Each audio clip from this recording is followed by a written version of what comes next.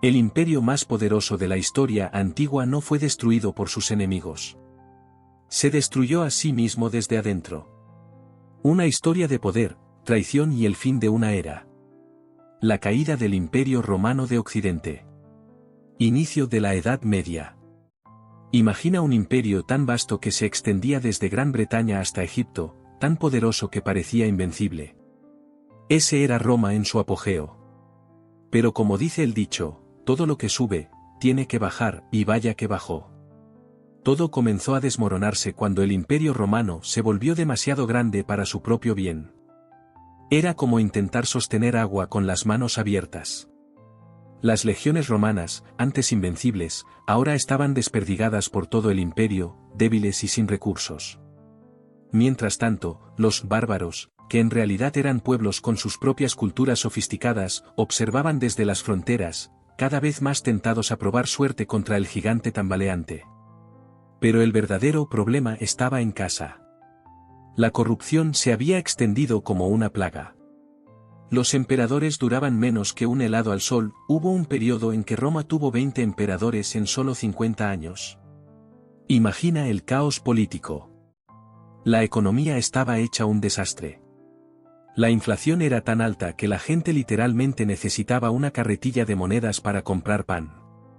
Los ricos se hacían más ricos, los pobres más pobres, y la clase media, bueno, prácticamente desapareció. Y como si esto fuera poco, llegaron los hunos.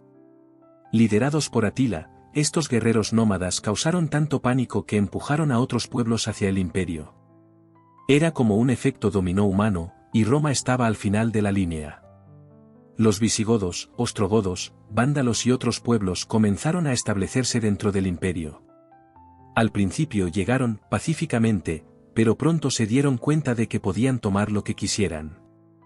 Roma ya no daba miedo. El ejército romano se fue llenando de mercenarios extranjeros.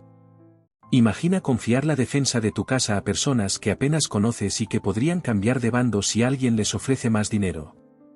Los emperadores se refugiaron en Rávena, dejando Roma vulnerable.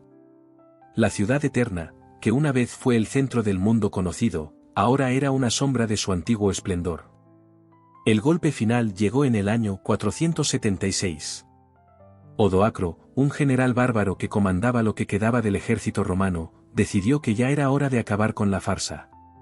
Depuso al último emperador, un niño llamado Rómulo Augustulo. ¿Y sabes qué es lo más irónico? Este último emperador llevaba el nombre del fundador de Roma, Rómulo, y del primer emperador, Augusto. El simbolismo no podría ser más perfecto, el fin de un ciclo. Lo fascinante es que mucha gente ni siquiera se dio cuenta de que el Imperio Romano de Occidente había caído. La vida siguió su curso. Los funcionarios siguieron trabajando, los mercados siguieron funcionando, solo que ahora había nuevos jefes.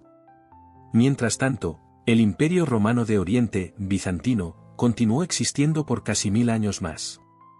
Ellos se consideraban los verdaderos romanos y miraban con desprecio a los bárbaros que ahora gobernaban Occidente. Esta caída marcó el inicio oficial de la Edad Media. Un periodo que, contrario a la creencia popular, no fue tan oscuro como nos han hecho creer. Fue más bien un tiempo de transformación. Los reinos bárbaros que se establecieron comenzaron a mezclar sus costumbres con la cultura romana.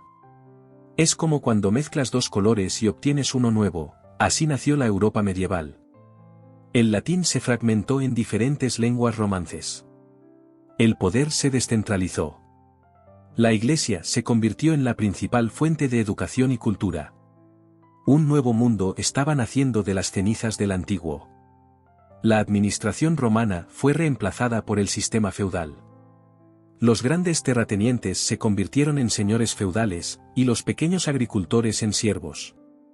La sociedad se reorganizó completamente. El comercio a larga distancia casi desapareció, y la economía se volvió local y agraria. Las grandes ciudades se vaciaron, y la vida se trasladó al campo. El mundo se hizo más pequeño y más simple. Los conocimientos antiguos se refugiaron en los monasterios, donde los monjes copiaban manuscritos preservando el saber para las generaciones futuras. Sin ellos, habríamos perdido gran parte de la cultura clásica.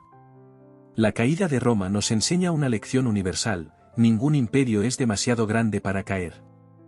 Las mismas cosas que llevaron a Roma a su fin, la corrupción, la desigualdad, la crisis política y económica, son amenazas que siguen vigentes hoy.